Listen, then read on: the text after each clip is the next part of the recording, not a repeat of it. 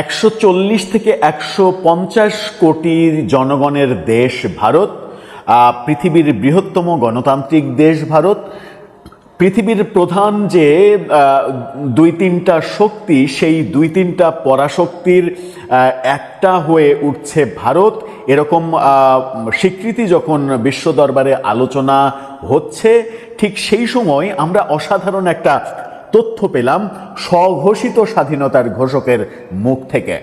স্বঘোষিত স্বাধীনতার ঘোষক কে বাংলাদেশে সম্প্রতি? তিনি কর্নেল ওলি। কর্নেল ওলি এই ভদ্রলোক, যিনি মহান মুক্তিযুদ্ধের বীর মুক্তিযোদ্ধা, তিনি নিজেকে স্বাধীনতার ঘোষক দাবি করেছেন। তিনিই প্রথম স্বাধীনতার ঘোষণা দিয়েছেন। তিনি এবার দাবি করছেন যে এই 140 কোটি জনগণের দেশ ভারত, এই ভারত নাকি শেখ হাসিনার পরামর্শে চলছে, অর্থাৎ ভারতকে পরিচালনা করছেন শেখ হাসিনা।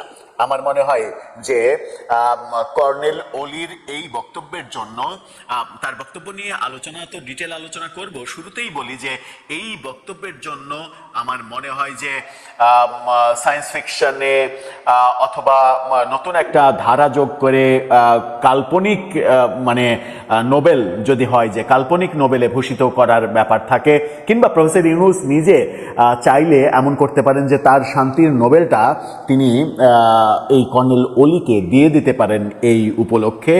এর চাইতে ভালো কথা পৃথিবীর ইতিহাসে, পৃথিবী সৃষ্টির পরে আর কেউ কখনো বলতে পারেননি, যেটা কর্নেল ওলি বলছেন যে শেখ হাসিনা ভারতকে চালাচ্ছে, শেখ হাসিনার নির্দেশনাতেই ভারত চলছে।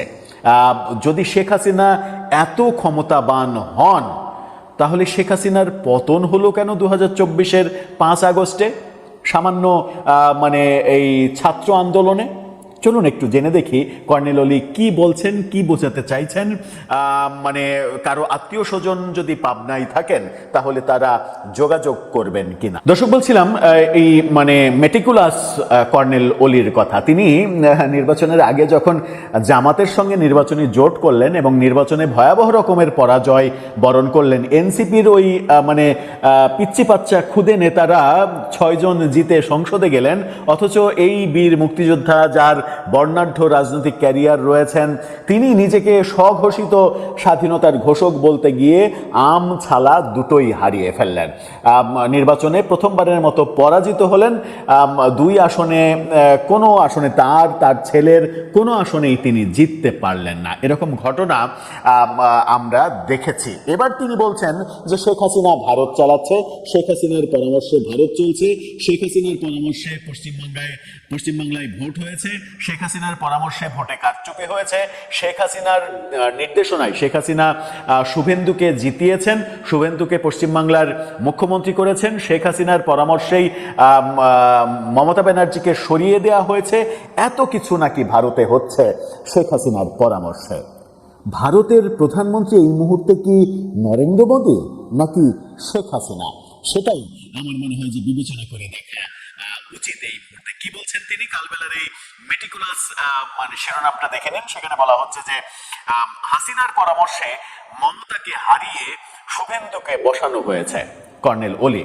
অর্থাৎ পশ্চিমবাংলার সম্প্রতি যে ভোট, সেই ভোটে এই মমতাকে যে সরিয়ে দেওয়া হয়েছে, সেখানে নাকি মেটিকুলাস ডিজাইন করে সরিয়ে দেওয়া হয়েছে, শুভেন্দুকে মুখ্যমন্ত্রী বানানো হয়েছে, এবং এই নির্বাচনটাকে কারচুপির নির্বাচন তিনি বলছেন, কারচুপি করা হয়েছে, এবং এই গোটা পরিকল্পনাটা বাস্তবায়ন করা হয়েছে শেখ হাসিনার পরামর্শে, শেখ হাসিনার দিক নির্দেশনায়। অর্থাৎ এখন শেখ হাসিনা, তাহলে প্রশ্ন উঠবে যে শেখ হাসিনা গোটা ভারত চালাচ্ছেন নাকি আপাতত পশ্চিমবঙ্গের দায়িত্বটা তার উপরে ছেড়ে দিয়েছেন নরেন্দ্র মোদী? কি বলছেন তিনি? তিনি বলছেন যে দেশে এখন বৈদেশিক বিনিয়োগ আসছে না, বড় বড় বিনিয়োগ যেগুলো ছিল সেগুলোও চলে যাচ্ছে, সমস্যা দিন দিন বৃদ্ধি পাচ্ছে। এই কথাগুলোর একটা কথাও কিন্তু প্রফেসর ইউনূসের আমলে তিনি বলেননি। প্রফেসর ইউনূসের আমলে যে বিনিয়োগ শূন্য ছিল, বাংলাদেশে একটি প্রাণী, একটা পিঁপড়া পর্যন্ত আসেনি, অথচ তার ওই মেটিকুলাস বিনিয়োগ বোর্ডের চেয়ারম্যানকে দিয়ে তিনি ঘটা করে কোটি কোটি টাকা খরচ করে বিনিয়োগ সম্মেলন করেছেন মানুষকে দেখানোর জন্য, একটা প্রেজেন্টেশন দিয়ে মানুষের আই ওয়াশ করার চেষ্টা করেছেন। এই বক্তব্যগুলো তখন কিন্তু এই কর্নেল ওলিরা একবারও দেননি। তিনি বলছেন যে সমস্যা দিন দিন বৃদ্ধি পাচ্ছে, আপনারা কিভাবে সরকার সামাল দেবেন প্রশ্ন করছেন। পত্রিকার পাতা খুললেই খুন আর খুন, একজন চারজনকে গলা কেটে মারছে, এসব কেন হচ্ছে? মানুষের মনে শান্তি নাই, এজন্য সরকারই দায়ী। একবারও কি আপনি প্রফেসর ইউনূসকে এই কথাগুলো বলেছেন? এখন যখন তারেক রহমানের সরকারের দিকে আপনি আঙুল তুলছেন, আপনার প্রিয় প্রফেসর ইউনূস যে আপনার আবার নিজের এলাকার সন্তান, তিনি যা যা করেছেন, তার সরকার যা যা করেছেন, অবশ্য বলার কথাও নয়, কারণ আপনি যে জোটের অংশ হয়েছেন এবং যে জোটে যে জোটের লোকজনের পাশে আপনি বসতে এতটুকু দ্বিধা করেননি যে আপনি মহান মুক্তিযুদ্ধ করেছেন, সেই মুক্তিযুদ্ধের বিপক্ষে যে দল ছিল কিংবা যে গোষ্ঠীরা ছিল তাদের সঙ্গে আপনি জোট করেছেন, নির্বাচন করেছেন, সেগুলো করতে যখন এতটুকু ভাবেননি, তখন প্রফেসর ইউনূসের সান্নিধ্য পেয়েই তো আপনারা এই কাজগুলো করেছেন। তো প্রফেসর ইউনূসের বিরুদ্ধে কেন বলবেন? কিন্তু মজার ব্যাপার হচ্ছে যে সেটা আলোচনার ব্যাপার নয়। তিনি যেটা বলছেন সেটা হচ্ছে যে গত কিছুদিন আগে পশ্চিমবঙ্গে নির্বাচন হয়েছে, সেখানেও বাংলাদেশ থেকে দীক্ষিত হয়ে মানে শেখ হাসিনা থেকে দীক্ষিত হয়ে হাসিনার পরামর্শে নরেন্দ্র মোদী এটা করেছেন। হাসিনার পরামর্শে ভোট ইঞ্জিনিয়ারিং করে মমতাকে হারিয়ে শুভেন্দু অধিকারীকে ক্ষমতায় বসানো হয়েছে। নির্বাচনে জেতার পর থেকে সেখানে সংখ্যালঘু মুসলমানদের উপর নির্যাতন করা হচ্ছে।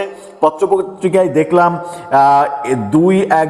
দুই একদিনে সেখানে মুসলমানদের 360টির বেশি দোকান, মসজিদ ভেঙে লুটপাট করা হয়েছে। আমরা ভারত সরকারকে বলবো, আপনারা গরুটাকে সামলান, অর্থাৎ শুভেন্দুকে গরু বলছেন। এই হচ্ছে তার রাজনৈতিক শিষ্টাচার, এই হচ্ছে তার রাজনৈতিক কালচার। এত বছর জীবন সায়ান্নে এসেও এত দীর্ঘ রাজনৈতিক ক্যারিয়ারে তিনি এটাই শিখেছেন। তিনি বলছেন, ধর্মের লোকদের নিরাপত্তা দিন, ক্ষতিগ্রস্তদের ক্ষতিপূরণ দেন। খুবই ভালো কথা বলেছেন যে ধর্মের লোকদের নিরাপত্তা, সাম্প্রদায়িক সহিংসতা, এগুলোর বিপক্ষে তিনি বলছেন। কিন্তু প্রফেসর ইউনূসের 1.5 বছরে বাংলাদেশে যত সাম্প্রদায়িক সহিংসতা হয়েছে, ভারত এরকমভাবে আপনার মতো পাগলা ঘোড়া কিন্তু ভারতও চালিয়েছিল। তাদের অভিযোগ, আপনি যেমন এরকম পাগলের প্রলাপ বকছেন, ভারতে কিন্তু অতিরিক্ত সংখ্যা বলে পাগলের প্রলাপ বকেছে। ভারত বলেছে প্রফেসর ইউনূসের আমলে অন্তত 3000 সংখ্যালঘু নির্যাতনের ঘটনা ঘটেছে, শতাধিক মৃত্যুর ঘটনা ঘটেছে। বাস্তবতা সরকার স্বীকার করতে বাধ্য হয়েছে সেইটা বলে যে 70টার মতো ঘটনা ঘটেছে, একজন নিহত হয়েছে। একজন নিহত হলেও তো হয়েছে ওই দীপু দাস, যে ওসমান হাদির মৃত্যুর রাতে যাকে ময়মনসিংহে গাছে ঝুলিয়ে পুড়িয়ে মারা হলো, কর্নেল অলি, আপনি সেই সময় একটা কথা বলেছেন? সারা দেশে যে শত শত মাজার ভেঙে দেওয়া হয়েছে, শত শত মন্দিরে আক্রমণ করা হয়েছে, একটা কথা বলেছেন? বাংলাদেশে সংখ্যালঘু নির্যাতন নিয়ে একটা কথা বলেছেন? যদি বাংলাদেশের অভ্যন্তরের ব্যাপারে আপনি একটা কথা বলে না থাকেন, তাহলে অন্য দেশে যেটা হচ্ছে সেটা বলার অধিকার কি আর আপনার থাকে? নৈতিক অধিকার থাকে? যেটা বলছেন সেটা যদি ঘটে থাকে অবশ্যই ন্যাক্কারজনক ঘটনা, কিন্তু সেটা বলার নৈতিক অধিকার আপনার কি আছে, নাকি হারিয়ে ফেলেছেন প্রফেসর ইউনূসের আমলে নীরব ভূমিকা পালন করে? এবার আসা যাক মূল কথায়।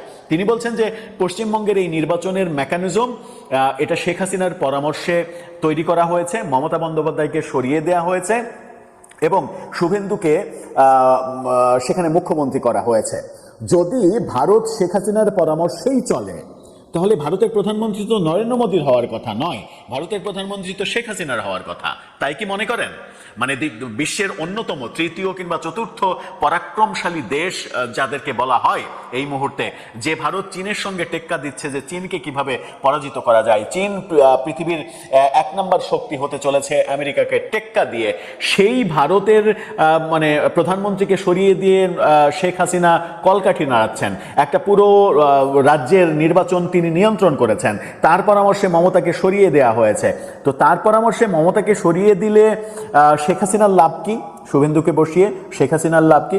শুভেন্দু ওই শেখ হাসিনা পতনের পরে শেখ হাসিনার পক্ষে 2-4টা কথা বলেছেন, চটকদার 2-4টা কথা বলে মিডিয়া কাভারেজ পাওয়ার চেষ্টা করেছেন। এই কারণে ভাবছেন যে শেখ হাসিনার ওখানে লাভ।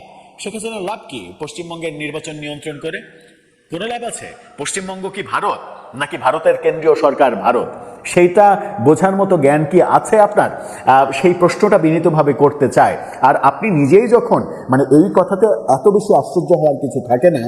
শেখ হাসিনা ভারত চালাচ্ছেন, শেখ হাসিনার পরামর্শে ভারত হচ্ছে যে শেখ হাসিনার পতন হলো 2024-এর 5 আগস্টে, যদি ভারত শেখ হাসিনার কথা মতো চলে তাহলে 140 কোটি জনগণের লোক ভারতে, এবং মানে ভারতের যে মানে আর্মড ফোর্স আছে সেই আর্ম ফোর্স এতটা শক্তিশালী যে এই মানে আপনারা ওই জুলাই থেকে আগস্ট পর্যন্ত যে আন্দোলন হলো সেই আন্দোলন ঠেকাতে ভারত তো চলে আসার কথা ছিল তাদের প্রধানমন্ত্রীকে সেভ করতে, যদি শেখ হাসিনা তাদের প্রধানমন্ত্রী হয়ে থাকেন। তো কই, সেভ তো করেনি। গণভবন থেকে তিনি ভারতে চলে গিয়েছেন, আশ্রয় নিয়েছেন ভারতে, সেফ এক্সিট করেছেন তিনি, কিংবা তার সেফ এক্সিট নিশ্চিত করা হয়েছে, যে সেটা যাই হোক না কেন। আমার মনে হয় যে এই মুহূর্তে বাংলাদেশে রাজনীতিবিদদের কথার যে ধরন দাঁড়াচ্ছে তাতে বাংলাদেশের একমাত্র যে মানে আশ্রয়স্থলটা রয়েছে পাবনায়, আমি বলতে চাচ্ছি না কোন আশ্রয়স্থল, পাবনায় যে একমাত্র আশ্রয়স্থলটা আছে, অন্তত অন্তত সেরকম একটা আশ্রয়স্থল ঢাকায় রাজধানীতে করা খুব প্রয়োজন হয়ে গেছে। কারণ এই ধরনের রাজনৈতিক প্রজ্ঞার মানুষ ঢাকাতে এত বেশি বেড়ে গেছে যে প্রচুর সিট দরকার।